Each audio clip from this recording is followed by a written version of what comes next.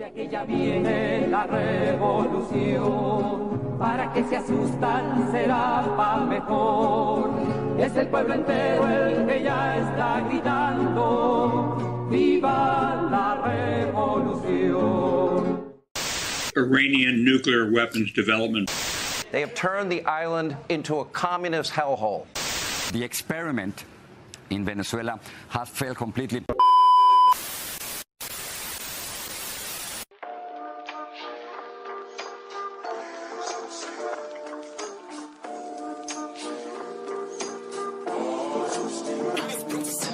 La bestialidad imperialista.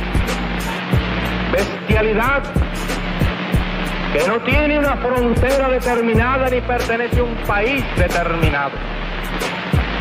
Bestias fueron las hordas hitleristas, como bestias son los norteamericanos hoy, como bestias son los paracaidistas belgas, como bestias fueron los imperialistas franceses en Argelia. Porque es la naturaleza del imperialismo la que bestializa a los hombres, la que la convierte en fieras sedientas de sangre que están dispuestas a degollar, a asesinar, a destruir hasta la última imagen de un revolucionario, de un partidario de un régimen que haya caído bajo su bota o que luche por su libertad. Y la estatua que recuerda a Lumumba, hoy destruida pero mañana reconstruida, nos recuerda también en la historia trágica de ese mártir de la revolución del mundo, que no se puede confiar en el imperialismo, pero ni tantito, nada.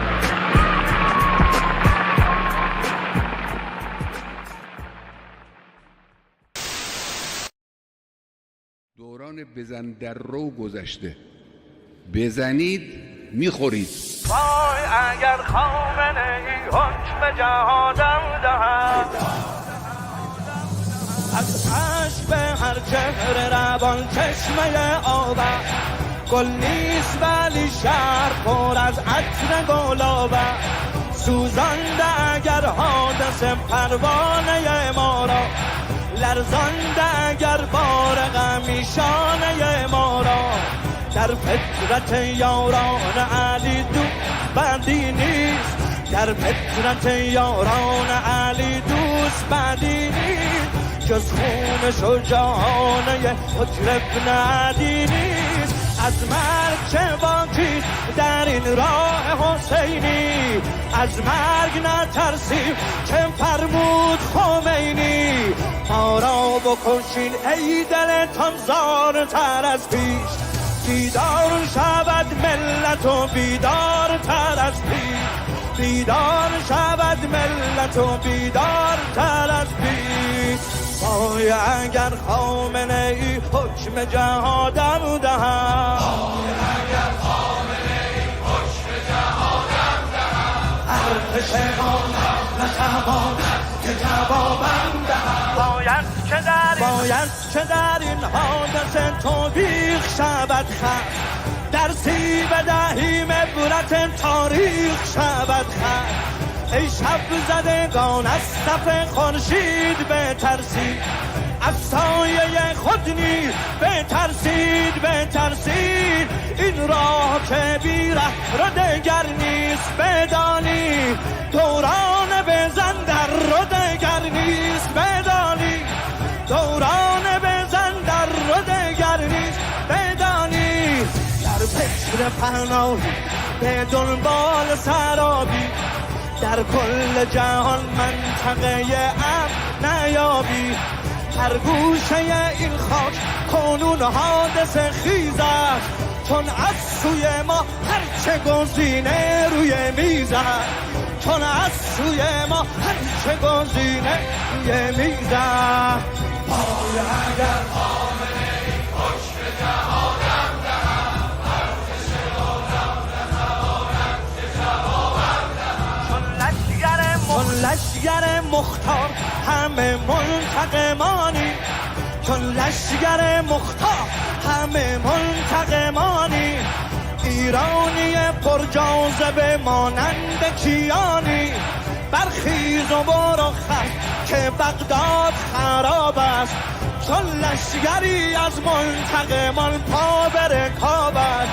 تهدید شدی خست برو از که نشستی، در راه سلیمانی ما نیست چه کسدی.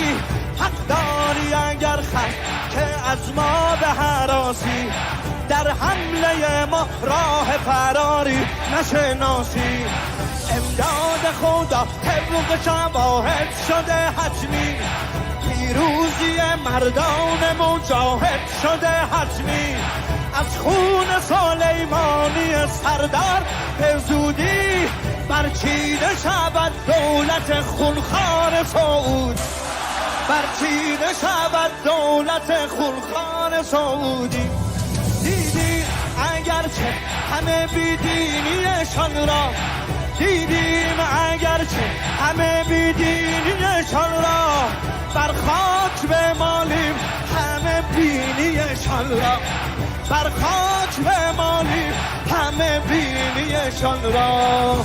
وای اگر خامنه ای حکم جهانم دهم، ارتش آدم نتواند که جوابم دهم. از دیده سردار قول سائق سرزد، یک لنگه کفشک به سر خصم میارزد. هیهات که پیروز شود دشمن اسلام، در جبهه بحرین و عراق و یمن و شام. ما قدرت حقی تل‌آویو ضعیف است، ما نیروی قدسیم و هدف قدس شریف است، ما نیروی قدسیم و هدف قدس شریف است. بخشوده روی ما نظرگاه تو ای قدس، از کرب و بلا می‌گذرد راه تو ای قدس. آهی حرم محترم ای قدس میایی، بر حیبت قاسم قسم ای قدس میایی. ما پیرو زهرا با علی در پی نوری، ما منتظر مهدیشان وقت ظهوری. در روز ظهورش که شگفت هست مراسم، چون همراه مهدیست ابو مهدی و قاسم، چون همراه مهدیست ابو مهدی و قاسم. سردار به همراهی آن یار می آید، سردار به همراهی آن یار می آید. ای اهل حرم میر و علمدار می آید، ای اهل حرم میر و علمدار می آید. وای اگر خامنه ای حکم جهادم دهد.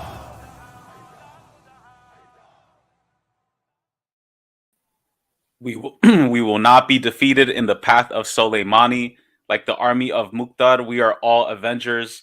Long live General Qasem Soleimani. Rest in power, rest in peace. Long live the Islamic Revolution of Iran. Long live the anti-imperialist global people's struggle against Anglo-Zionist imperialism. Powerful music. What's up, everybody? Welcome to episode 101, Unmasking Imperialism. In defense of Iran, in defense of the Islamic Revolution in Iran, and in defense of the axis of resistance all over the Middle East and all over the world. Honestly, the axis of resistance is a global movement. And today we're going to expose the ongoing imperialist regime change operation against Iran. We're going to discuss the significance of Iran's Islamic Revolution and the urgent need to defend it, even within our spaces, our communities, and especially talking to those of you who consider yourself left. If you consider yourself a socialist or a leftist and you support the so-called feminist protests and this operation, regime change operation in Iran, you are completely confused, you are lost, and you are standing on the wrong side of history. We're going to talk about Iran's central role in resisting the dominant Anglo-Zionist world order, what that means, and the ways in which the imperialists deceive the masses into supporting war against Iran. They pull all their tricks out of their hat: feminist protests, color revolutions, human rights, all this nonsense that we hear about every day. Joining us today is somebody I'm have so much respect for. A really good friend of mine, brother Mohsin Abbas, independent TV journalist, broadcaster, and current affairs analyst. You can catch him on Press TV doing amazing work in solidarity with not just Iran, but all oppressed peoples around the world. Mohsin, how's it going out there in the UK? It's going pretty well. Austerity's kicking in. The policies of the money mafia capitalists are beginning to hurt the ordinary folk, and as we predicted, they're collapsing their old system and are desperately trying to get us to accept the new one. Not everybody's buying into it, but yeah, it's going to be a long, cold winter with all the fuel crises and whatnot. But chickens are coming to home to roost in many ways. Most definitely. And shout out to everybody who's watching and listening to Felix Lopez. Salute, comrades. Stephen, death to America. Hell yeah. To fight and sacrifice for justice and democracy is the essence of Shia Islam. Exactly. I don't understand how America can wipe out, quote, Middle Eastern nations after nation, and folks still fall for it. For almost 40 years, this constant U.S. war of annihilation has been occurring. Yeah, it's crazy to me. I mean, you would have thought that people would learn after Iraq, after Libya. They tried to do it in Syria, it didn't work. But time after time, people just keep falling for it. The liberal imperialists, the people who are just listening to mainstream media. And in my opinion, I think the Zionist media has a big role because they always revolutionize their strategy. They go back to the drawing board and they're like, this time it's going to be women's rights. This time it's going to be, environment. This time, they switch it up.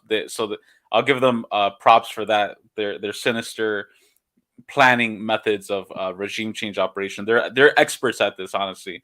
But Mohsin, before we talk about what's going on and the latest, and also the history of Iran and the Islamic Revolution, why don't you talk to us a little bit about what you've been seeing, like how, because you've been commenting a lot. By the way, you should check out Press TV for those of you who are watching, listening. Mohsin has some really great segments there about what's going on in Iran. Where do you see things standing now in terms of the riots and the regime change operation? Well, they've been largely completely, if you like, dampened down. The truth is that they were coordinated attacks. They were an entire psychological black ops, if you like, psyops, black ops, hybrid warfare, call it what you want. It was an effort, really, which was well planned, and they'd obviously had it in the planning stages for a long time. But now the Islamic Republic was aware of the possibility of this attack, and it's not the first one that's happened.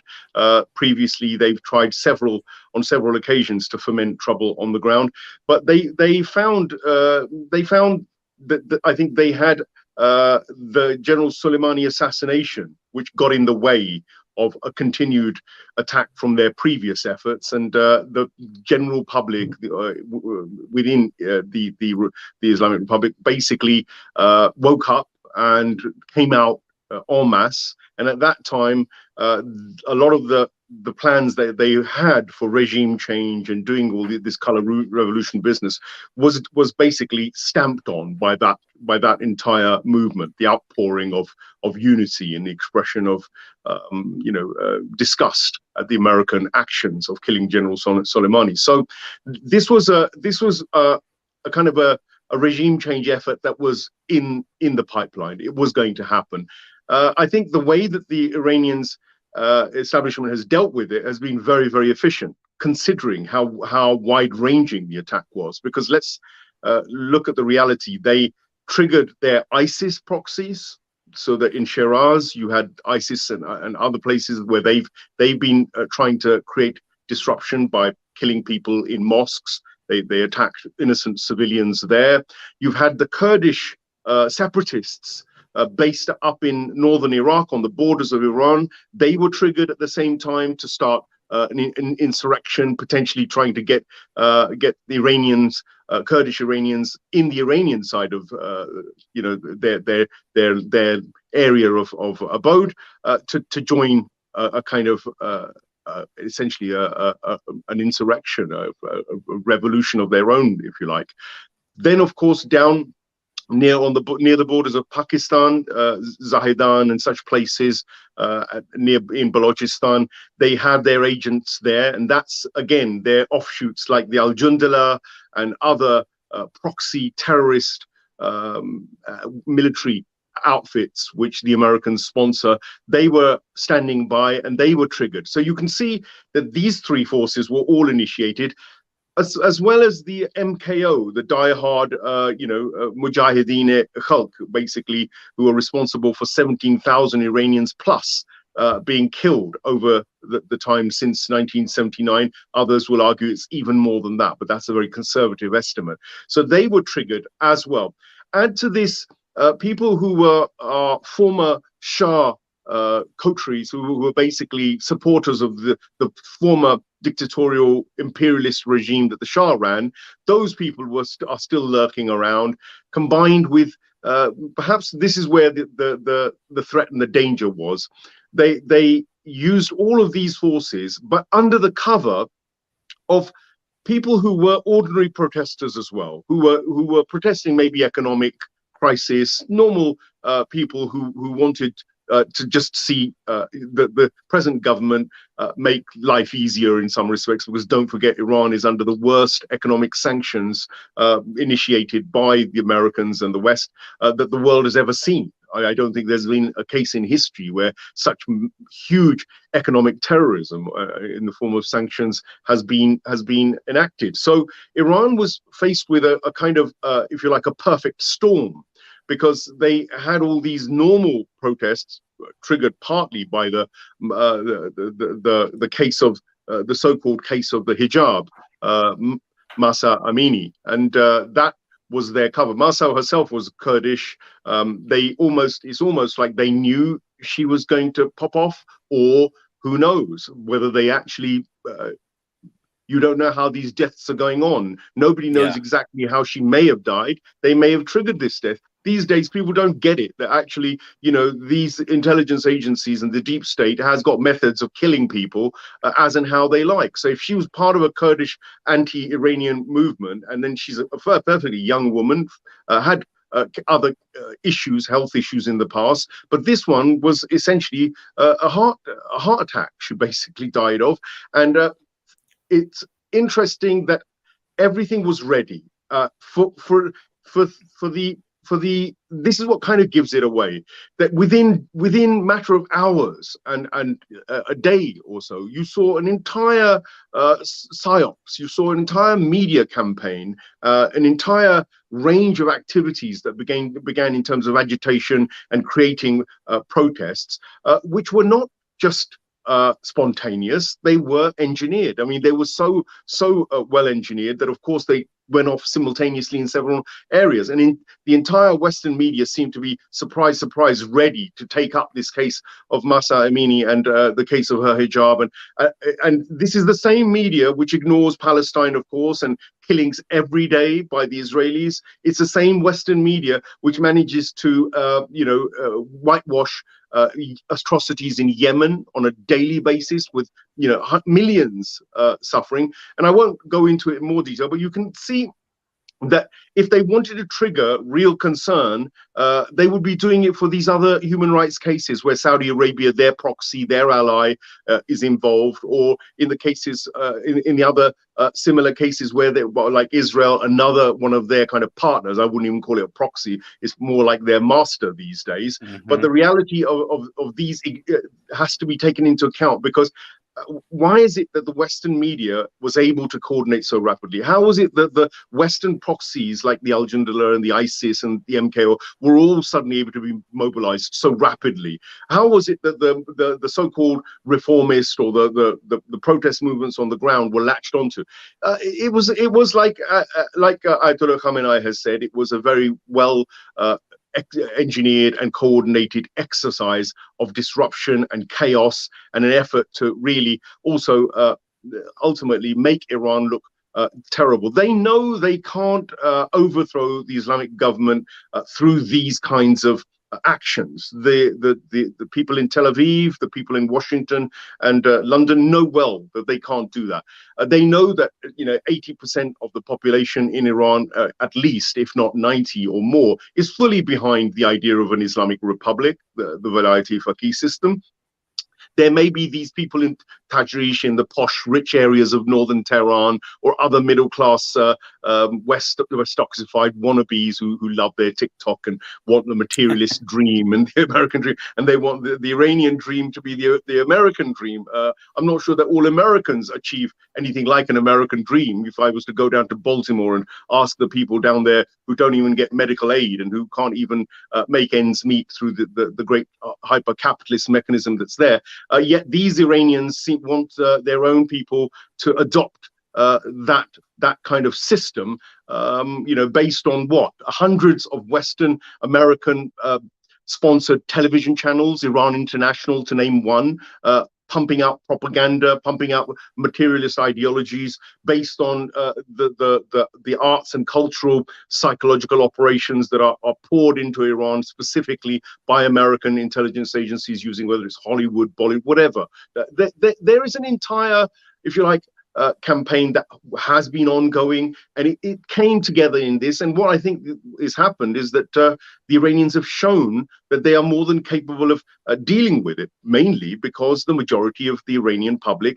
is not for a West-oxified American dream and an American takeover of Iran, or a capitulation to Israel and its geopolitics in that region. They understand very well. But if you were to listen to Western media and their coverage of what's going on, you'd think that Iran was about to fall tomorrow and the Iranian establishment was about to fall. So they've been dealt with, and there are smatterings of terrorist operations going on. There are still occasional rioters that might pop up, but essentially Iran has restored law and order across the board, and is now also meting out judgment on those who've been caught red-handed in murdering over 200 Iranian officials and civilians. I think the number is a lot more than that as well now. What a great breakdown, Mohsin. I really appreciate that. And for those of you who are watching, listening, we're looking at a picture of a liberal Zionist protest in solidarity with Iran. And you have these Zionist feminists, liberal feminists, waving the flag of the Pahlavi dynasty, the old flag of the imperial state of Iran, and the settler colonial Israeli flag, pictures of Mahsa Amini. This is very common. Mohsin, I live in Los Angeles, which they call Tehrangeles, and there are a lot of Iranians here who fled after the 1979 revolution. I compare it, we call Miami the home of the Gusanos. Gusanos are like Cuban counter-revolutionaries. So LA is like the Miami of Iranian Gusanos, like the counter-revolutionaries. And this is very common all over LA. There were protests like this, or they had like the Israel flag, the imperial state of Iran flag in the wealthiest neighborhoods of the city. Really, really disgusting to see that. And it's just interesting because even people who are on the so-called left, who uphold these protests as revolutionary, they some are even calling this a revolution. And I'm like, look at the flags that they're waving. They have a flag of the imperial state of Iran, a monarchy, a dynasty, family dynasty that was racist, that was classist, elitist, hated the average working class person, hated religious people. And then you have the flag of the settler colonial satanic state of Israel. And it's just, how can you look at this and say that this is somehow an uprising or a revolution? To me, it's just mind-boggling. And I want to share a clip. This is a clip of Israeli feminists defending Iran. And I want to ask you about Israel's role in all of this. What role does Israel have to play in this? Not even just in, quote-unquote, Israel or occupied Palestine, but Zionist media, because Zionist media has been going so hard at this. The New York Times, BBC, all these Zionist talking heads, So I'm going to play this clip and then we'll talk a little bit more about that. We support Iranian women. We support you. Israel love you. The women of Israel will always stand with you. We will always remember you, Mahsa. We will never forget you. We will never forget you. Every woman deserves to be free. You are in our hearts. The Israeli women and also some men are demonstrating here in support of those Iranian women, and their support, they hope, will resonate and give courage to these Iranian women. At the same time, the wave of protests in Iran resonates very much amongst Israelis, not only because of Iran's dangerous nuclear quest, but also because of religious coercion. They say that there is a limit between religious coercion and religious faith, between faith and control by an autocratic regime. And they fear that even here in Jerusalem, there is some element of coercion. Let's listen to a few voices amongst the demonstrators. Almost every capital city in every country, every Western free democracy was coming out and protesting in solidarity with the women of Iran that are getting killed on the street for asking for basic rights. And I thought to myself, why aren't we doing something? It's in Israel's interest more than anybody, because we are under the biggest threat from the Iranian regime. We live in the same neighborhood, and we've never had anything against the Iranian people, and the Iranian people have never had anything against us. It's only the very cruel leadership and autocracy that they have there. So what I'm calling for is every single government in the world where women have equal rights to come out and help the women of Iran topple a cruel, misogynistic, homophobic and genocidal regime, which is the regime in Iran. Horrible, horrible stuff. I would hate to meet somebody like that in person. I would just, oh man, I would get into a big argument with them. And as Obi astutely pointed out in the chat, silent on Palestinian women, though. All these liberal Zionist, feminist women or whatever, they like to talk about Iranian women and say her name and Mahsa Amini, she's so brave. What about the Palestinian women? What about Shireen, who was murdered by the IDF, who's murdered by Israeli Zionist forces? All the Palestinian women who are under attack, they're completely silent on that. But when it comes to Iranian women who are against the government, then all of a sudden they care, right? So, and they also don't seem to care about working class Iranian women who suffer under brutal sanctions that don't even allow them to get medicine or other basic necessities because of these Western imposed restrictions. So, Mohsin, what are your thoughts on Israel's role in all of this? And what are some of the techniques that they use to prop up this regime change operation? Well, there are several aspects to Israel's involvement. First of all, they have an entire network up in Kurdistan, which they've nurtured since the very early days. You know, the would-be head of Mossad at that time was dispatched to Kurdistan and actually built up huge relations back in the 1950s. That's where they began to build relationships. At that time, Iran wasn't against Israel necessarily, but they had something called the periphery doctrine. Israel's periphery doctrine meant that they needed to have good relations with all the nations that surrounded the Arab world at that time. So the likes of Azerbaijan, the Kurdish people, Iran itself under the Shah recognized Israel. In fact, it was the first nation under the Shah of Iran to recognize Israel. So Israel was very busy building its relations with these peripheral countries, if you like. Turkey as well would be included within that, at a time when Jamal Abdel Nasser and all these Arab chaps were actually a little bit more in terms of taking on Israel, were a little bit more militarily committed. Now it's almost reversed. Most of the Arab nations that surround Israel are now part and parcel of their Yinon plan, which means expansion of Israel from the Euphrates to the Mediterranean on their own maritime sort of territories. But in amongst that, of course, Lebanon and Palestine are the exception. They haven't capitulated, neither the resistance movement in Palestine nor the Hezbollah movement up in Lebanon. These are the two thorns in the side.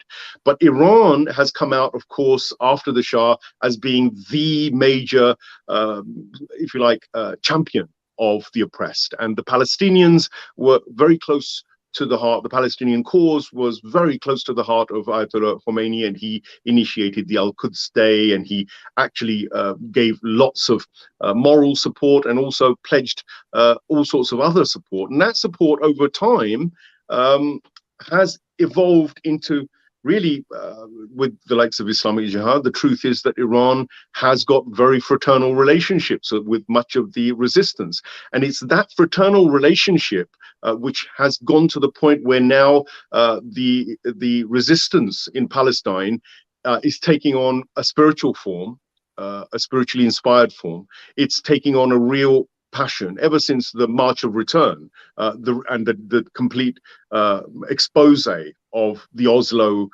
contric of the two-state solution, and this emergence of the idea that Palestine is a one-state solution, and it means actually keeping all of Palestine for Palestinians. And what was this nonsense about 2 states or 3 states or whatever they talked about in the first place? So the champion behind this is Ayatollah Khamenei and ultimately Ayatollah Khomeini. And it's this game changer of the Palestinians rising up beyond just intifada, but actually a real rising from the depths, and a new generation which also is capable of militarily beginning to take on the Israelis, is beginning to put together missiles, homemade missiles, and very soon Israel worries will be able to get Iranian ballistic missile technology and drone technology in as well.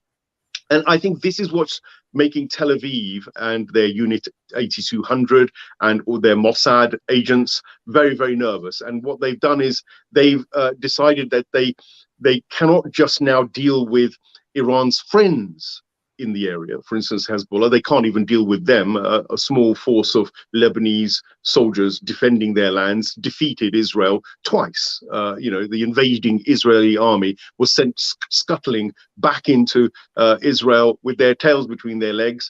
Tanks were left behind. Everything was shattered that they sent in there. And they soon ran home when a few hundred of their soldiers were knocked out within a few days. So you see that this game changer, all of this resistance ultimately is down to the Islamic Republic of Iran. Nobody else.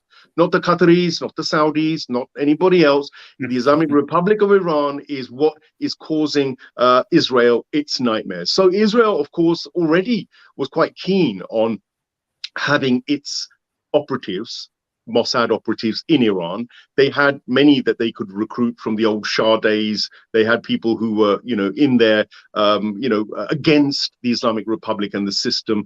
Even people from the left that you described, people who would have had those kinds of inclinations, they were also very much against the current democratic Islamic Republic mechanism that was established. And they very openly and willingly have been taking finances, taking money to build these networks and to create this kind of this undercurrent of violent terrorist proxies ready to create regime change at any moment. Now, the thing is, the Israelis, of course, these are essentially spies, and Iran has consistently been catching these spies. They broke, for instance, a CIA spy network, which would have been working very closely with Mossad itself. Only last year, I think the Americans mucked up by handing out some information over the internet, which the Iranian cyber teams picked up, and as a result, all of these spies were identified, rounded up, and they've been given the justice according to the Islamic Republic's laws. Now, this is not one isolated case. The Israeli spies initially concentrated on knocking out nuclear scientists, Iranian nuclear scientists. Their big problem is that Iran is technologically, scientifically, militarily hugely advanced now and is rapidly advancing beyond all reason for them. This is what scares them primarily. Unlike Gaddafi in Libya, unlike many of the other governments and the governments they changed, what happened with Iran is Iran invested in science in a huge way, to the point where Iranian women, 70% of them were in education, are in these fields as well, the technology. They've invested massively in this, and their knowledge industry has really just ballooned. And they're capable of all sorts of things like reverse engineering American drones, which has now made them one of the biggest drone production and sophisticated drone production nations in the world. They've made ballistic missiles which can reach Tel Aviv, comfortably. So you've got this word from Mossad that their agents must go in and disrupt and destroy and coerce and do everything they can to destroy Iran's progress. It's that progress that Iran makes which has frightened the Israelis into huge action, alongside the reach of Iran within Israel. The Palestinian cause is essentially now, I would say, driven by Iranian moral support, and perhaps even more. And I think certainly if Israel continues the trajectory it's going on, i.e. causing trouble for Iran internally, you will see the reaction in Israel accelerate, and the problems for Israel will certainly multiply over the course of the next year or so. Unit 8200 is engaged in a constant cyber war with the Iranians. They're constantly knocking out Iranian nuclear plants, electrical plants, and all sorts of other things that they can get access to. The Iranians are no slouches, though. Their cyber security power is also very, very strong. And the Israeli Mossad have admitted that Iran is capable of hitting, and indeed does hit, Israeli infrastructure regularly. Whether it was the Iron Dome as a demonstration of that, or other examples I can give of the various electric plants. Iran gives as good as it gets. So this war is going on over cyberspace. The Israelis are operating at that level. They're operating with their proxies and their agents in Iran, even largely Iranian recruited agents that are operating there. They're operating through their training of Kurdish and other exterior forces in Iraq and in Pakistan as well, I would say. They've got their operations going on there. And Iran is combating these on multiple levels. So yes, I'd say Israel is absolutely central to this. America gains nothing from taking on Iran in the way it does. America only operates against Iran because Tel Aviv wants them to, and indeed orders them to. And that's to the tune of $4 billion, just in terms of what's admitted, $4 billion a year of American taxpayers' cash, while they can't pay for their homeless and for the medical well-being of their own society. They're very happy to prop up Israel as some kind of Shangri-La. $4 billion is just what's on the record. The reality is people like Sheldon, who died recently, Adelson, these guys, and the Zionist and the Israeli lobby and the financial powerhouses, the Rockefellers and the Rothschilds and whatever, they're all pouring money in privately to Israel. That's how Israel's surviving. If Israel didn't have that Zionist, that Israeli financial hub operating as a nation, it wouldn't survive more than a week or two. It would collapse. The other factor is the Arabs themselves, the Saudis, the Qataris, and all of these other nations. Quietly, they're also a cow that is milked by the Israelis and the Americans in order to finance these kinds of operations. They're not capable of running spy operations themselves. Mossad does that largely, along with the CIA and MI6, but they are certainly financially obliged to fund a lot of these projects, and billions goes into this. What you see visibly is nothing. What goes on in terms of financial outfits, cash that's put in to overthrow Iran is phenomenal. It makes me laugh, though, because when they overthrew the Iranian establishment in 1953 under Mossadegh, which was their first effort, the Americans, it was Rockefeller, one of the Rockefellers, who was heading the operation, and he said. He actually laughed jokingly. He said something like $50,000 was all it took to overthrow the Iranian democratic system at that time, and they replaced it with an autocratic, totalitarian Shah who acted as their proxy. So that is certainly not going to be $500,000 dollars that they're going to spend. They're spending now well over multi-billions. It's in the multi-billions what they're spending to try and achieve their regime change. Wow, so much amazing. I definitely agree with you, Mohsin. There's so much there to say. One thing that I find really interesting, just to kind of share with you some of my background. So my family is Catholic. I was raised Catholic, and probably around the age of 13, 14, I was swept up by the atheist movement. And I read Richard Dawkins' The God Delusion. And from then, I kind of began rejecting religion. And then I got into more Marxism and communism, which obviously has more of an atheist undertone to it. And not necessarily in Latin America, for example, but overall. And when I initially got into the left, I actually was not a fan of Iran. And I'll say that. And I've changed my position over time. I was like, oh man, like, why is it that you have this religious theocrat? I repeated all the Zionist talking points. Like, looking back, like the shit that I was saying, it was so dumb. Like, it was like, oh, you have these theocrats in power. They're so backward on women's rights, and they're like behind. And why can't they just be more advanced and secular like these other movements or revolutions? And what I've noticed is that so much of the first world left is still stuck in that paradigm, and this liberal paradigm that's spoon-fed to them by the Zionists, of portraying Muslims, Islam, Middle Eastern people in general as backward. But then as you study the history of Iran, Persia, of the Arab society of Pakistan, Afghanistan, you see that algebra came from the Islamic world, right? What is algebra? Like the study of unequal parts, like studying how these different factors of the universe relate together, astronomy, science, all of the wonders of modern technology, science, astronomy, mathematics in particular, comes from the Islamic world.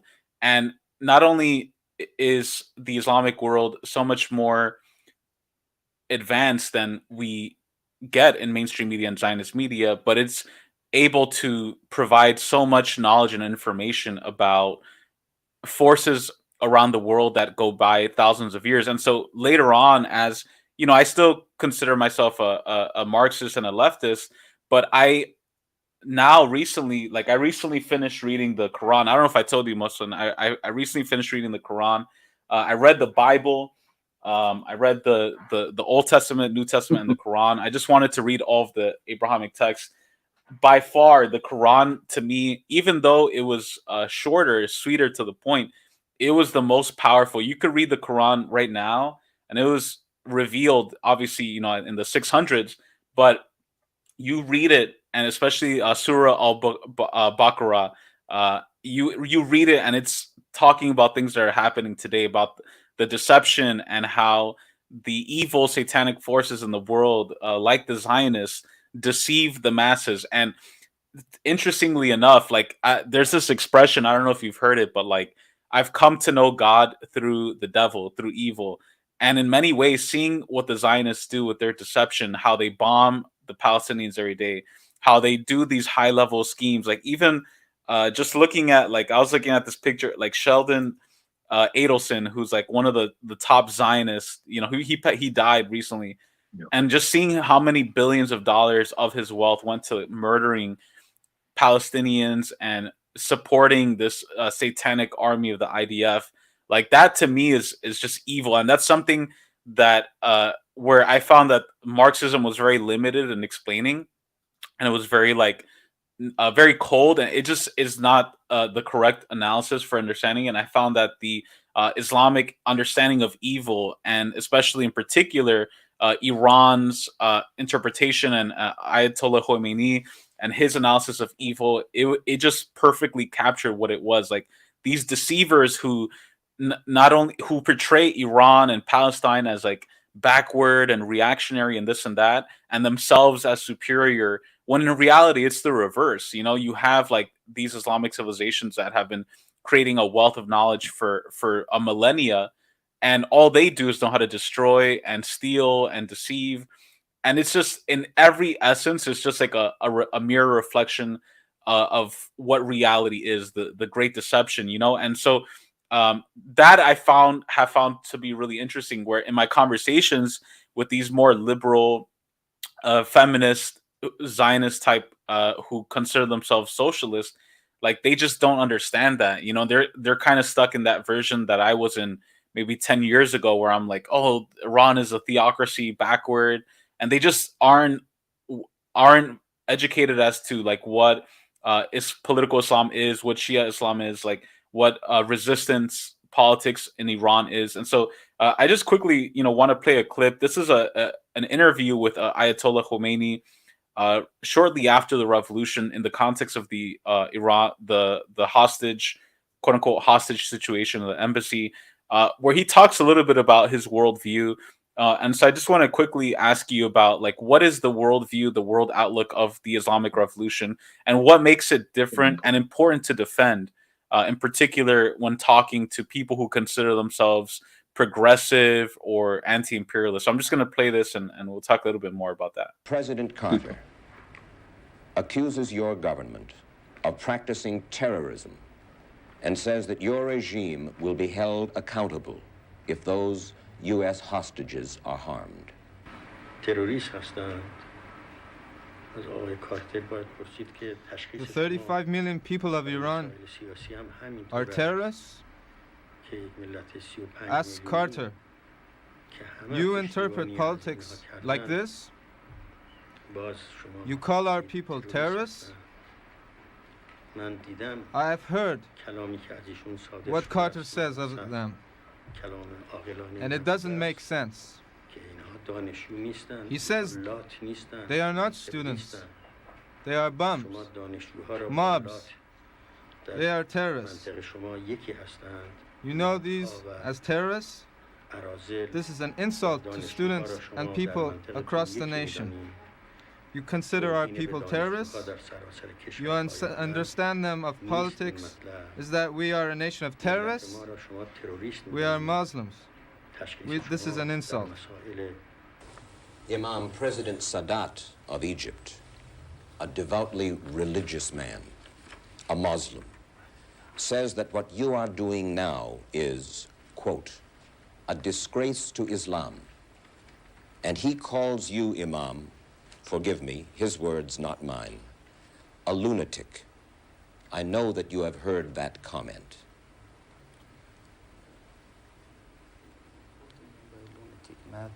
That's what I heard President Sadat say on American television. Yes. That the Imam is a disgrace to Islam, yes, and he used the word a lunatic. Sadat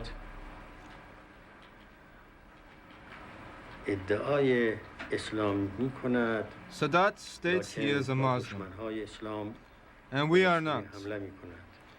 He is not, for he compromises with the enemies of Islam. Sadat has united with our enemies. Sadat knows well what is occurring south of Lebanon and with the Palestinians. He knows the crimes of Israel. Yet he still considers Begin a friend and himself a Muslim. You must try to evaluate what he is doing, then through Islam. The Egyptian people do not back Sadat. Imam, is Iran in effect at war with the United States now? حضرت امام آیا جناب عالی یا به طور کلی ایران در حال حاضر با امریکا در حال جنگ هستید؟ جنگ مقصود چی است؟ اگر مقصود این است که What do you mean by war? If you mean our armies against the United States armies, no, there is no such war. If you mean it is a battle of nerves, it is Carter's doing. We are against war. We are Muslims. We desire peace for all. Carter does not allow this. Carter should put aside his so-called humanism and return the criminal Shah so that we can conclude this matter. Powerful stuff. I love hearing the great Ayatollah Khomeini and his calmness. He just brings me at a next level state of calm and peace. And like he said, Islam is a religion of peace. And it's just crazy because the Zionist media, they always portray Iran as violent, as wanting war and aggression. What country has Iran invaded, right? It's not Iran that invaded Libya. It's not Iran that invaded Grenada and all these different Iraq and Syria. You know, Iran is a nation, a civilization of thousands of years of history, and yet it maintains peaceful coexistence with its neighbors and peoples around the world, and is a voice for the poor and oppressed people around the world. And even though it has a lot of powerful capabilities militarily, economically, it doesn't exercise its power in a hegemonic way over the world. It promotes win-win cooperation, you know, especially in Latin America and the Caribbean. Iran has played such a great role in helping the sanctioned countries, Venezuela, Nicaragua, and Cuba, promoting development. Mohsin, what do you think about, what does Ayatollah Khomeini mean to you? What inspires you about the Islamic Revolution, and what are some of the values that are promoted that are important to defend, especially in 2022 with just a degraded capitalist, decaying mindset of, you know, postmodernism and all this stuff? What are your thoughts about this? Well, Ayatollah Khomeini represents a watershed for Islam. He represents a watershed for Muslims. He is the single force of nature which has essentially brought back Islam, the possibility of it actually enacting justice, a kind of civilizational justice based on divine and prophetic values. This is the key thing, because you see, in a world where people have been overrun by secular neoliberal values without even really realizing it, where they've been given sugar-coated pills of modernity, of progressiveness, of technology, of science, of all manner of things. All of it has been done with the seduction of materialism and a physical, a play on the weakness of human beings for, wanting physical pleasures and such things. Now, what the problem with that is that it doesn't take into account that kind of material ideology doesn't account for the spiritual, and it doesn't account for the heart either. Two things it fails. Yes, the body it focuses on, even that in a very superficial way, of the pleasures, but actually it doesn't deal with the soul. It doesn't deal with what people's hearts are about. Now, Ayatollah Khomeini represents a tradition which is going back to Jesus Christ, which goes back to Noah, which goes back to Abraham, which goes back to the prophetic virtue ethics and that tradition of wanting for human beings a balanced lifestyle, a kind of a prosperous lifestyle based on justice and fairness and equity, not equality, equity. And it's a very important difference there, because you can't have equality. There's no such thing. It's an impossibility. 5 fingers are never going to be equal. In the same way, human beings are all created with different levels of, there are differences. There are just innate differences between men and women. There are differences between, various children at different levels, differences of intellect, differences of wealth, all sorts of differences. So there's one of the key tricks of modern secular materialism, hypermaterialism, has been to buy people into this idea of, first of all, seduction of the material only at the expense of the heart and the soul or the spirit. And they've also been able to convince people that actually, they can be looked after by the state alone. So the attack which has taken place, which destroys prophetic ideals and the prophetic dream, is what Ayatollah Khomeini really stood for. In his own way, at that time, he was his movement was the premier movement which revived this idea around justice, a balanced equilibrium for humanity. And that equilibrium, of course, for him means balance, using the Holy Quran, using Islam. And the point about this balance is that it's interpreted by men. It has to be, but it has to be interpreted by men who have sincerity and who have wisdom and who have insight and who are also capable of understanding the unseen as well as the seen, the material and the immaterial.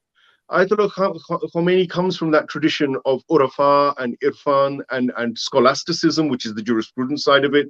He comes from a knowledge. I mean, the man would have had something like 15 or 20 PhDs in the lifetime of studies. That's what Ayatollahs do. And the top Ayatollahs basically go through this rigorous training, both rational, about logic, about mantiq, and they're fully cognizant and exercising rationality.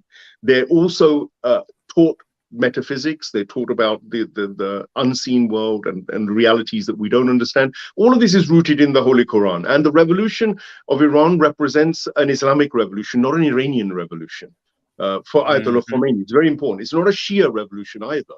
It's not a Sunni revolution.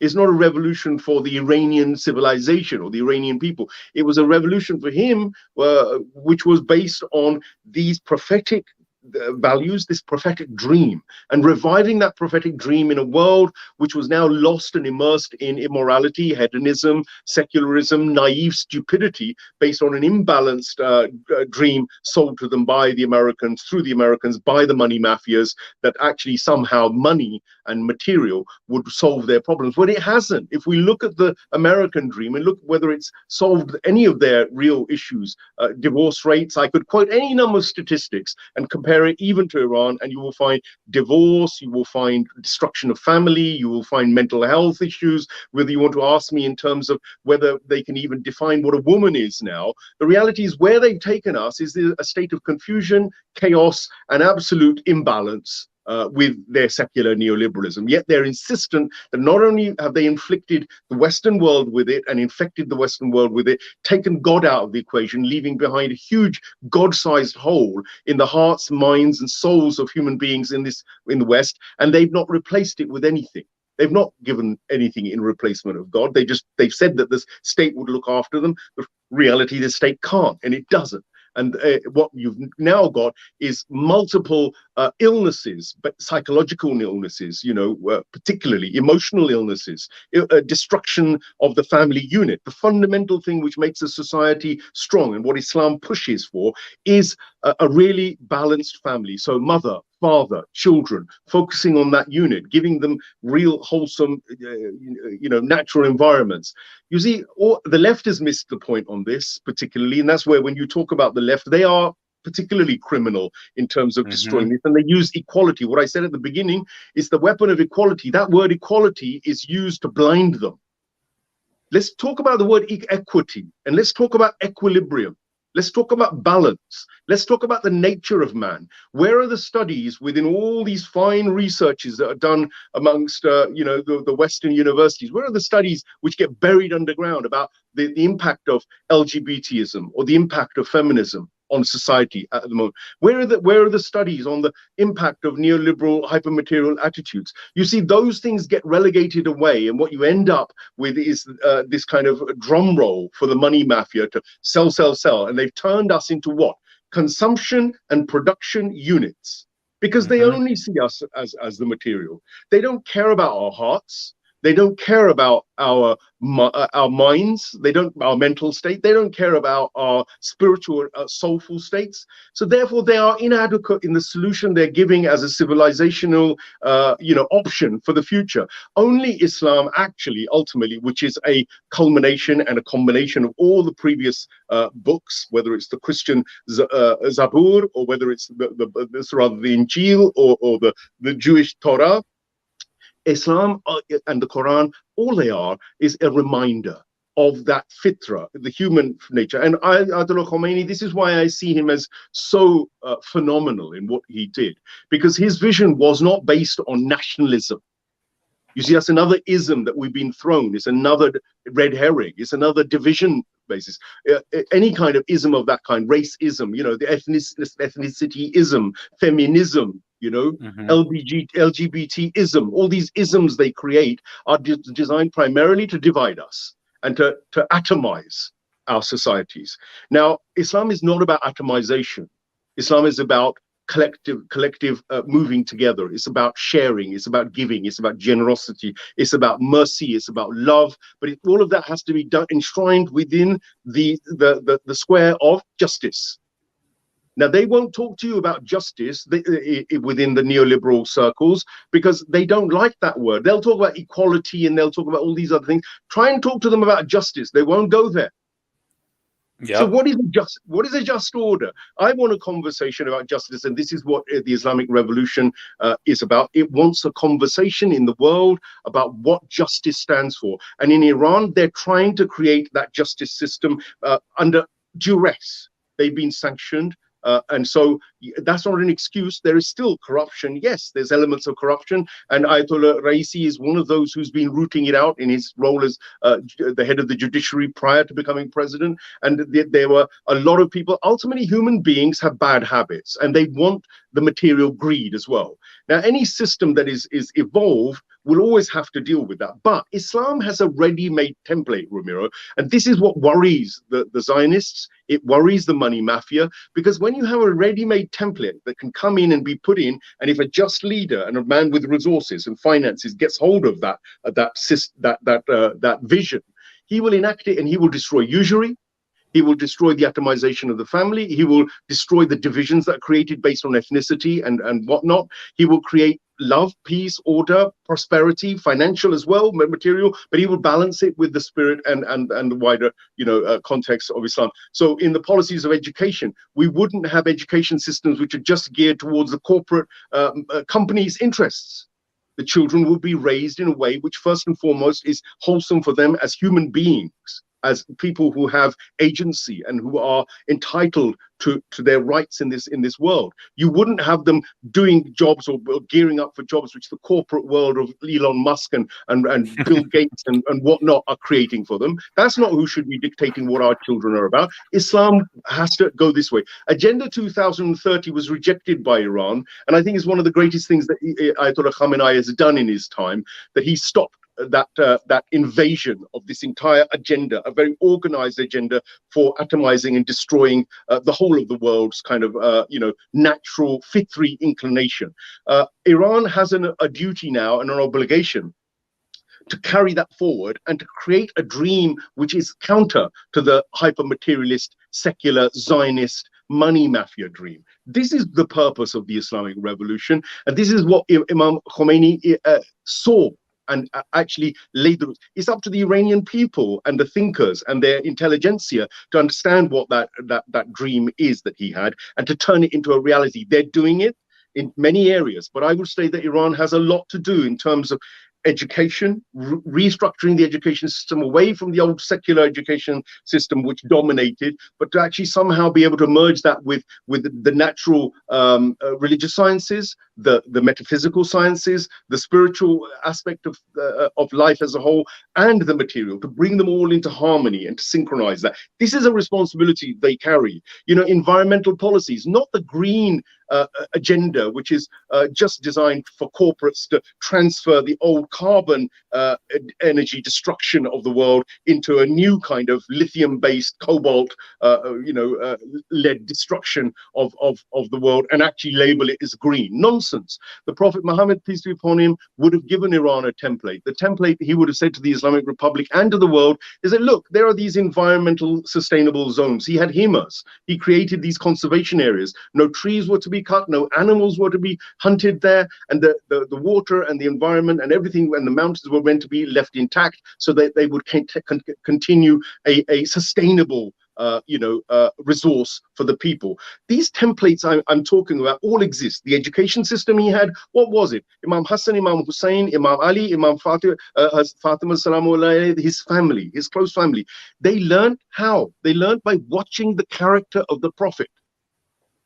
It was homeschooling par excellence.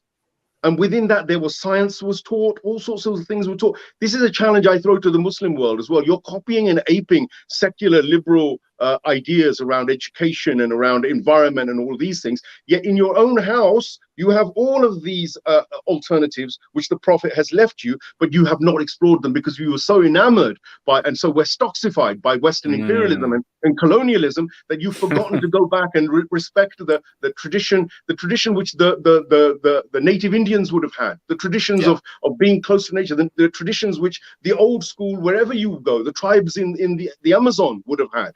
They maintain many of these connections with nature and balancing life according to the holistic good of humanity and man, not the good of corporate resource raping institutions based on greed and avarice and plunder. I mean, this is where we're at, and this is what actually true Islam is against. That's why Khomeini is so important. People just have misunderstood him. He said Islam lives amongst the people as a stranger. This is a Khomeini quote. He says Islam lives among the people, but it's a stranger. It lives as a stranger amongst most Muslims. It lives as a stranger, certainly to the Western world, and it lives as a stranger even amongst imams and scholars, many of them. Recalibrating the Islamic dream to not just veer towards judicial and jurisprudence and lawmaking or rules and regulations, but to have all of the love element and the spiritual element and the kindness and the generosity and the virtue ethics of the Prophet, the akhlaq. This is vital. And the Muslims have also failed in this regard. And one of the key missions for the Islamic revolution and anybody who's attached to Islam today is to fight for that. It's not to dominate the world. It's not to conquer territory. It's not to conquer lands. It's not to plunder. It's to conquer the hearts and minds of people so that they think again and they have a critical analysis which goes back to understanding their nature as human beings, not the nature which is being confused by gender fluidity and whether I'm a man or a woman or whether I'm going to be who's the most powerful. All of this is based on arrogance and ego and shaitan, basically. And at the front of this, I'm afraid, is Jewish-led Zionism, basically. Zionist Jews are involved in this, and whether you like it or not, this is a reality. Christian Zionists are there as well. Atheists are there. But all of those people who go into that camp are basically, as far as I'm concerned, they are a bane to human civilization, and they ultimately need to be opposed. And the Islamic Revolution and the resistance axis is about this ideologically, not just about taking back land or about instituting, some kind of justice for human beings on a material level. It's much bigger than that.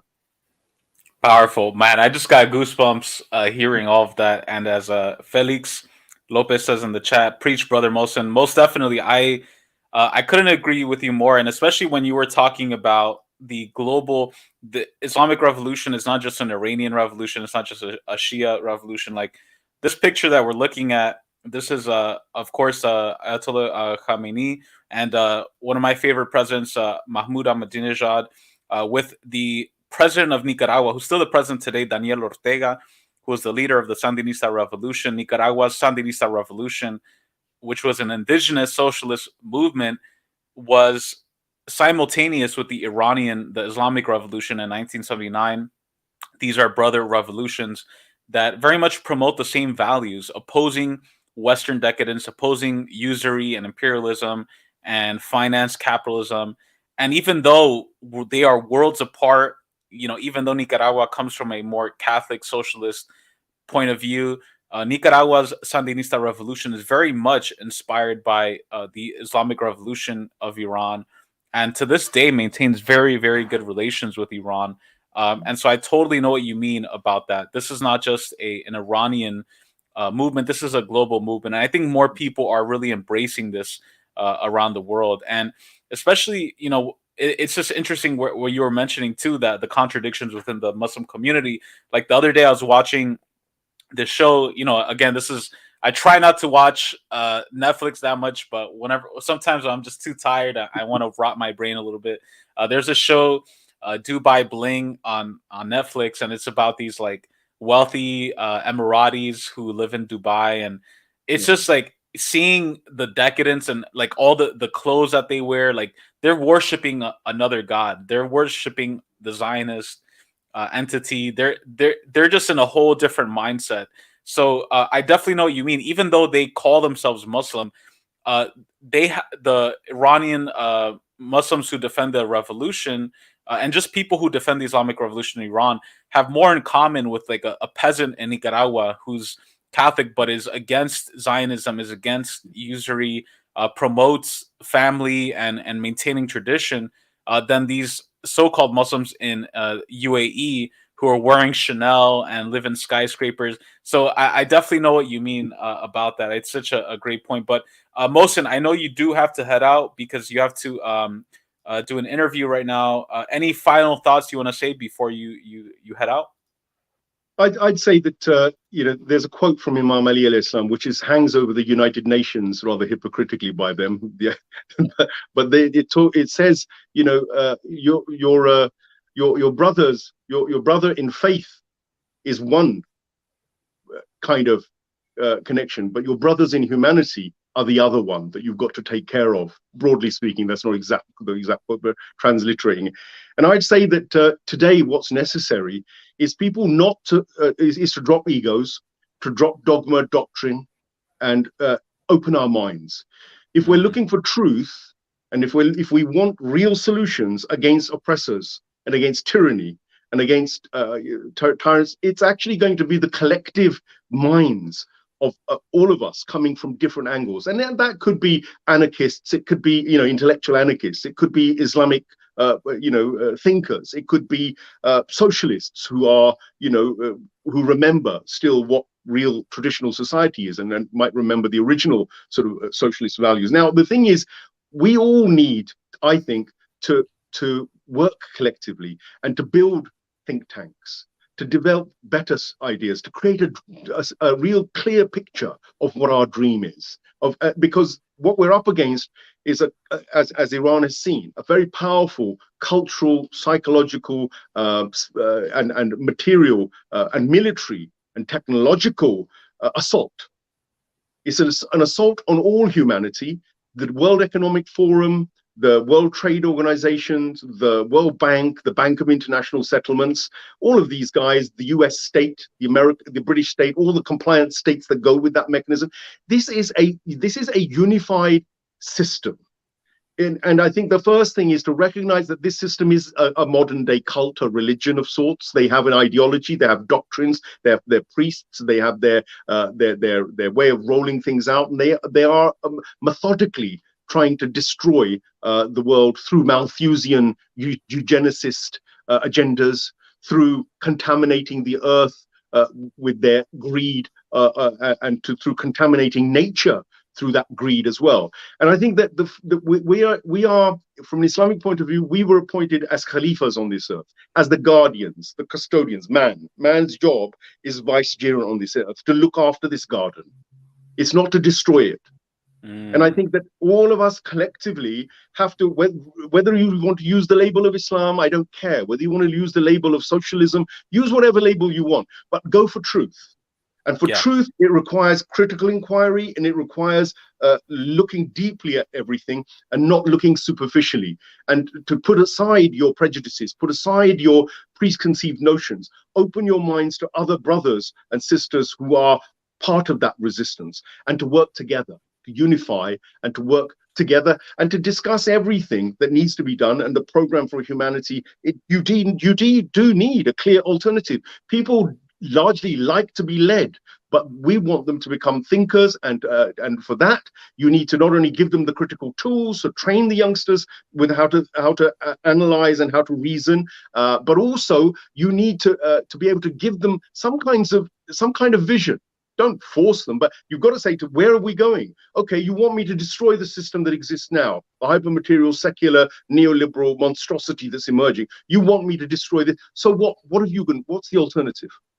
Where are you taking me? Where's your dream?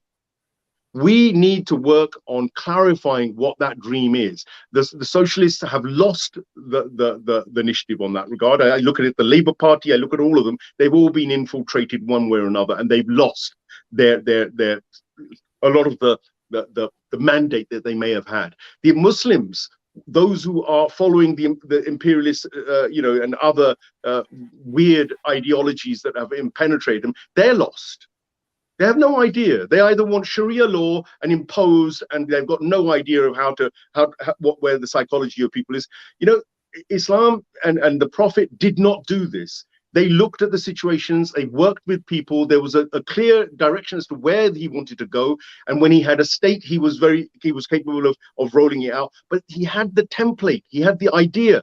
I'm challenging everybody else to say, what is your dream? And when you talk to us in the Islamic Revolution, in the resistance, come to us and tell us what your dream is. And if you have got a better way of getting to the positivity of human civilization, then we are with you. We'll adopt those. We're not draconian.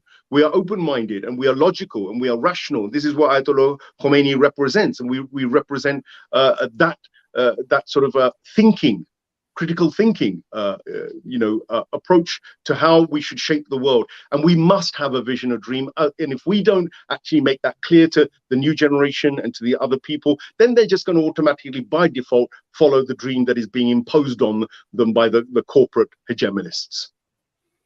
Beautifully said, Mohsin. Really appreciate that powerful stuff. I definitely got to have you back on, and I really appreciate you coming on, brother. It's always a pleasure talking to Mohsin Abbas, independent TV journalist, broadcaster, and current affairs analyst. You can also check him out on Press TV. Please support Press TV. They are unfortunately very heavily under attack by the Zionist tech giants. So please show them some love. Mohsin, I really appreciate talking to you, brother. Take care. I will talk to you soon. I'm going to keep talking to some of the comrades in the chat. I hope you have a great day, man. Thank you. We'll be in touch soon, all right? Much, Thank you. Fantastic. And good luck with everything. Thank you. Thank you, bro. Take care. Awesome stuff. Yeah, Mohsin is such a great dude. Really appreciate talking to him. Shout out to everybody who's watching and listening. I'll probably go for a few more minutes. Thank you guys for watching, listening, and sharing this content. It's very rare to find people online, especially on YouTube or on the left, who will defend Iran. And I think it's important to do so because it's not trendy. I mention this all the time. It's not trendy to defend the Islamic Republic of Iran. And it's not trendy to defend the cause of anti-imperialist Iran because it's not approved by mainstream media. It's not even approved by the mainstream left groups. So I think it's very important to defend Iran. And we can't forget that the Islamic Revolution in Iran has been in solidarity from day one with Palestine. So if you consider yourself pro-Palestine, but you're supporting this counter-revolution, color revolution, feminist right, whatever you want to call it in Iran, then you're very much confused, because if you look at the resistance movements in Palestine, so many of them have gotten critical, very important support from Iran. If you look at Venezuela and the sanctions that it's been going through, Iran has been helping Venezuela to process oil to support its population, Nicaragua, Cuba as well. So it's important to really consider that. Shout out to Saheli. Check out Orinoco Tribune. There's widespread Islamophobia in the Western left, 100%. They just don't understand it, honestly. I think that's really, including myself, I didn't understand Islam for many years. And I think it's very important to study it, to just have that humility. Because a lot of times people just get into the left and they're like, oh, okay, that's it. All I need to study is Marxism and communism. And I think that's just such a anti-science way of looking at it. You have to study everything that's out there. Shout out to Zach, the Celtics guy, who gives a fucking fuck what trendy is. Defend what is right and what makes sense. These people defending, quote, Iranian women, not knowing the facts and shit. I support all anti-imperialist government. Exactly. That's very well said. Shout out to compañero Oscar Morales. Gracias, hermano. Feliz. Shout out to Nicaragua. My family's Honduran, but my heart is in Nicaragua. Beautiful revolution. Shout out to Arturo. Imagine if the Islamic Republic of Iran and Algeria worked together. That would be dope. Yeah, that would be beautiful, honestly. And Morocco as well. You know, we see Morocco in the World Cup kicking ass, destroying the Europeans. So I'm rooting for Morocco, but I wish Morocco in general as a nation would have more solidarity with Iran. Steven said, spot on, Zach. Yep. Arturo, the Western left are brainwashed by Zionists. 100%, dude. It's insane to see that, like how crazy it is that, you know, people are just believe it. I blame anarchy. Always have. America since 1990s have been dominated by left communism. Shah Yar, U.S. and the Pakistani army wanted Imran Khan to recognize Israel, and he refused to do it. Wow. I honestly have to do more research about Imran Khan and Pakistan. I have to look at that more carefully. I want to share a clip with you guys. This is a clip. Hopefully YouTube doesn't fuck with this. I don't think they will because it's a short clip, but this is a clip. I remember watching this movie maybe like 10, 12 years ago. It's like a movie from the 90s. I think it was made 1991 or 1992 or something like that. It's called Not Without My Daughter. And it's a bourgeois Western film about this white woman from Michigan who marries an Iranian guy who's a doctor. And the Iranian guy who's a doctor, he faces discrimination in the workplace. People at his hospital where he works, they talk crap about him. They call him a terrorist. And he basically tells his wife, who's a white woman, and they have a daughter, they have a home in Michigan. He tells his wife, let's go to Iran for vacation for a few weeks. And they go for a few weeks. They're in Iran. You know, they're happy together. They're enjoying it. And this is the part of the movie where she tells him, okay, like, when are we leaving? Like, what's going on? And he tells her, hey, actually, we're staying in Iran. We're not leaving. We're going to stay here and raise our family. So this is one of the earliest propaganda portrayals of Iran and Muslim men as like horrible and evil and misogynistic and all this stuff. Again, this is a Hollywood Zionist film produced that is intended to brainwash people against Iran. It's called Not Without My Daughter. I don't know if you guys have yet. Philly said, oh God, I remember that propaganda film. Yeah, it's crazy. Is this like some Michelle Pfeiffer shit? I'm not too sure, but yeah, I'll show you guys the clip right now.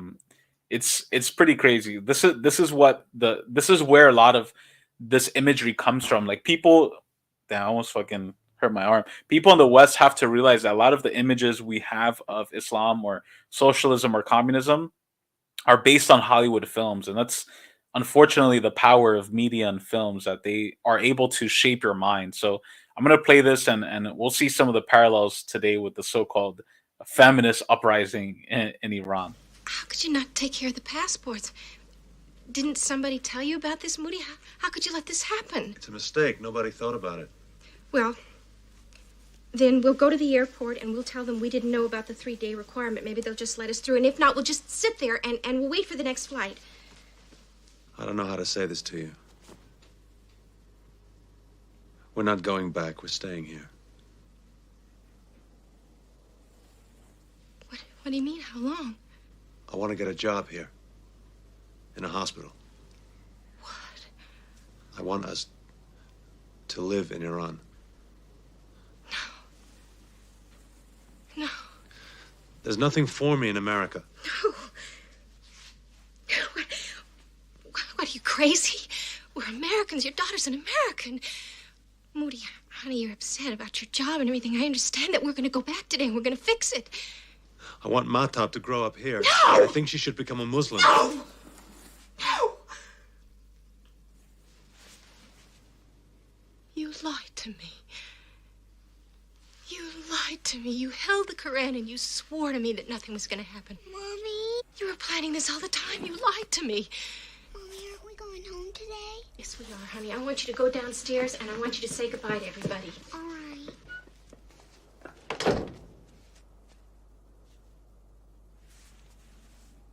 Moody, I know what's been going on. They've got no right. You've got to resist it.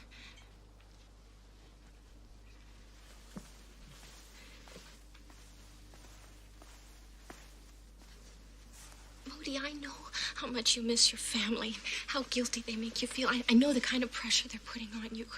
I know you want to spend some time here. I promise you we'll come back. We'll spend time here. But we can't stay here. This is a backward, primitive country. I won't live here. I won't bring up my daughter here. How can you even consider raising Mahtab here? Don't you see how they treat women? I know it's the right decision if you just give it a chance. No. For all of us, for you and for Mahtab. No, Moody, you can't. I'm a highly qualified doctor. They're desperate for doctors in Iran. I could do a lot of good here. Please. Besides, I'm a Muslim. This is where I should be. This is where my family should be. Look, I know it seems harsh, but it's the best thing for all of us. Matab could learn real values here. No, I won't stay here. You can't keep me. Now, you listen to me. You're in my country now. You're my wife. You do as I say. You understand me? We're staying here.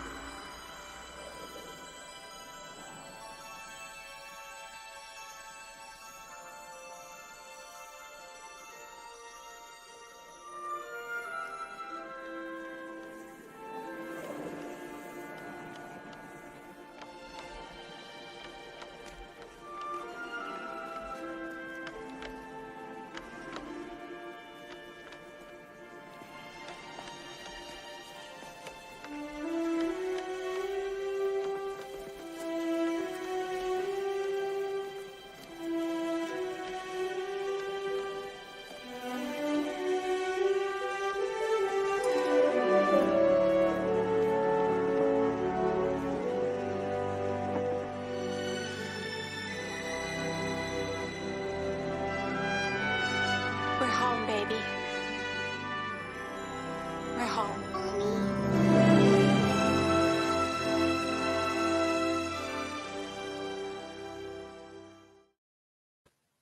Crazy stuff. Franny French, LOL, what the fuck? Yeah, it's crazy, dude. Just the propaganda. It's like, mommy, where are we? We're home, baby. It's just here's the thing, guys. Like, you know, the image. Somebody said, I think, shout out to Zach, the Celtics guy, portraying the Muslim as a man who hits his wife. Of course, yeah, like that's part of the programming and the brainwashing in Zionist media, Zionist Hollywood. And so the thing about movies, like I love doing reviews and analysis of movies because in many ways movies shape our mind. Like we don't even realize how much on a subconscious level that film and media brainwashes our minds. Especially think about people who, like, I grew up in New York. I grew up in an area where there are many Muslims. I grew up with a lot of Muslim friends. I used to play soccer with Afghanis and Turks and Yemenis, and my friends were Palestinian and Egyptian. So I was always familiar with the Islamic culture. But think about somebody who grows up in an area where there aren't many Muslims, and this is their first interaction. This is their first portrayal of Muslims that they're seeing. They're gonna think that all Muslim men are like this, and it's not even real. Like, he's not the guy, the character. He's not even a Muslim. You know, he's like some random actor who's playing this role in a script that's portrayed by these Zionist Hollywood, you know, casters, and it's just crazy. Like this is why even like when they say the cast of a movie, it's like they're casting a spell, and this spell is an Islamic phobic spell. It's an imperialist spell that wants you to believe that Islamic countries are backwards, that Iran is backward. This shit goes back so many years. This film is from 1991. So this spell has been around in Hollywood for so long. And this is the image and the narrative that these so-called Iranian feminist protesters want you to have in their head, that Iran is just this backward country of men who hit their wives, and this is why we need to go in and bomb and save everybody and do all this stuff. So it's just really crazy. Another clip I want to share with you guys. This is the daughter of General Qasem Soleimani, who was, of course, murdered by the U.S. government. I think it was in January 2019, I believe. And this is his daughter speaking at her funeral. These are some of the images that Roscoe said, everybody involved with the production of that film should be ashamed. Yeah, no, it's Saheli. The actor's Alfred Molina, not even Irani. Yeah, exactly. Yeah, Alfred Molina. There you go. This is an image of Soleimani's daughter speaking, and people defending the legacy of General Soleimani. Again, images that you're never going to see in mainstream media. Just very powerful stuff.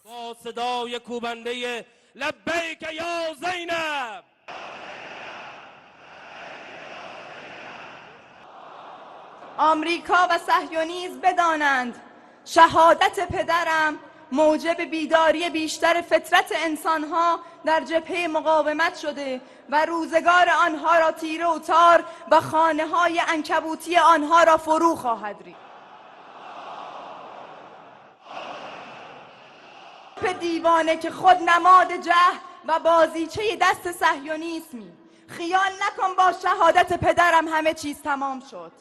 رهبرم پدرم به پدری داشت که در کنارش بود، در کنارش ایستاد و ما هم همانند پدرم در کنارش خواهیم ماند.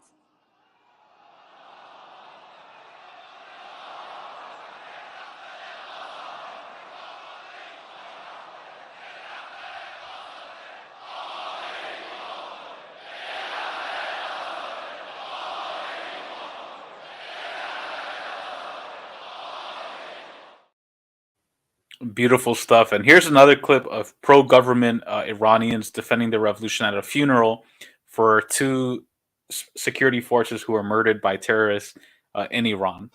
People turned out in the city of Isfahan to bid farewell to three security forces who lost their lives in the street violence, gripping several Iranian cities in recent weeks. The mourners condemned the killings, urging authorities to bring the perpetrators to justice. This funeral sends the message to the well-wishers of the country that we support our security forces. The security of our country matters and will not allow anyone to undermine it. I urge the authorities to bring those behind the incident to justice. So today, we gathered here to thank the security forces who are trying to protect us against chaos and instability. The incident took place in north of Isfahan on November 16th, when two armed men on a motorbike opened fire at the security forces, killing one law enforcement officer and two members of the volunteer Basij force. It happened amid clashes between police and rioters. The intelligence service of Iran's Islamic Revolution Guards Corps says it has identified and arrested those behind the incident. It's clear who is inciting the turmoil in the country. The US, UK and Saudi Arabia are behind the evil plan to divide our nation. But we are here to tell them that their plot will fail. Iran says the unrest is a plot hatched by the West, particularly the US. People here say they will not tolerate any harm to their country's national security. They called for an end to riots, saying the continuation of the unrest will only serve the interests of Iran's enemies. Yusuf Jalali, Press TV, Isfahan. Great stuff. Beautiful to see that. Again, you're never going to see that in mainstream media. You're never going to see the thousands of women all over Iran who protested in solidarity in defense of their revolution and their government, and the people all over the country who defend the Islamic Revolution. So it's really cool to see and very important to get your information. Don't go to some Western liberal Iranian academic at Berkeley or fucking NYU that drink like soy lattes and live in Brooklyn and are hipsters and all that. Like, that's like going to a Miami Cuban Gusano and being like, what do you think about the Cuban Revolution? You know, obviously they're going to tell you some bullshit. So we have to apply that same logic when it comes to Iranians in the diaspora. Like, they're obviously in these institutions in academia for a particular reason. And I remember some boomer liberal feminist Zionist lady was like, oh my God, like, you're so misogynistic for defending the mullahs, and the women are just standing up and socialists need to defend. I'm like, dude, like, nobody wants to listen to your shit. Like, we're tired of these blue-haired, like, liberal feminists, crazy lunatics telling us that defending Iran is misogynistic and defending the Islamic Revolution. Like, that era is done. I think that's one of the good things I'd say I'm optimistic about is culturally, like, I think we're past that era of like the woke ID poll stuff where like these blue-haired anarcho-feminists or whatever in academia who are like, support the Iranian women protesting their tyrannical government. Like, nobody, I mean, people are still under their spell to some degree, but I think a lot of people are just tired of the bullshit, you know, and I'm actually happy to see that. I'm very optimistic in that sense. So with that said, guys, I think I'm going to leave it there. I got to head out. I got to do some errands today. But it was awesome getting to speak with Mohsin. He's an awesome dude. Go check out his work on Press TV. Go support Press TV. Shout out to Saheli, to Tion, to Franny, to Zach, to everybody who's watching, listening, to Redmi. Again, exposing the regime change operations in Iran, episode 101, Unmasking Imperialism. Thank you guys so much. We're going to go out to some amazing, amazing music from Iran in solidarity with the revolution. Appreciate you guys. Love you guys. Have a great week. Take care and talk to you soon. دوران بزن در رو گذشته بزنید میخورید وای اگر خامنه ای حکم جهادم دهد از عشق به هر چهره روان چشمه آبم گل نیست ولی شهر پر از عطر گلابم سوزانده اگر حادث پروانه ما را لرزانده اگر بار غمیشانه ما را در فطرت یاران علی دو بدی نیست در فطرت یاران علی دوست بدی نیست جز خون شجاعانه حجر ابن عدی نیست از مرگ چه باکی در این راه حسینی از مرگ نترسیم چه فرمود خمینی ما را بکشین ای دلتان زارتر از پیش بیدار شود ملت و بیدار تر از پیش بیدار شود ملت و بیدار تر از پیش وای اگر خامنه ای حکم جهادم دهد وای اگر خامنه ای حکم جهادم دهد ارتش آدم نتواند که جوابم دهد باید که در این حادثه توبیخ شود خط درسی بدهیم عبرت تاریخ شود خط ای شب زدگان از صف خورشید بترسید از سایه خود نیز بترسید این راه که بی ره رو دگر نیست بدانی دوران بزن در رو دگر نیست بدانی دوران بزن در رو دگر نیست بدانی در فکر پناهی به دنبال سرابی در کل جهان منطقه امن نیابی هر گوشه این خاک کنون حادثه خیز است چون از سوی ما هرچه گزینه روی میز است چون از سوی ما هرچه گزینه روی میز است وای اگر خامنه ای حکم جهادم دهد ارتش آدم نتواند که جوابم دهد چون لشگر مختار همه منتقمانی چون لشگر مختار همه منتقمانی ایرانی پر جاذبه مانند کیانی برخیز و برو خط که بغداد خراب است چون لشگری از منتقمان پا به رکاب است تهدید شدی خط برو از که نشستی در راه سلیمانی ما نیست شکستی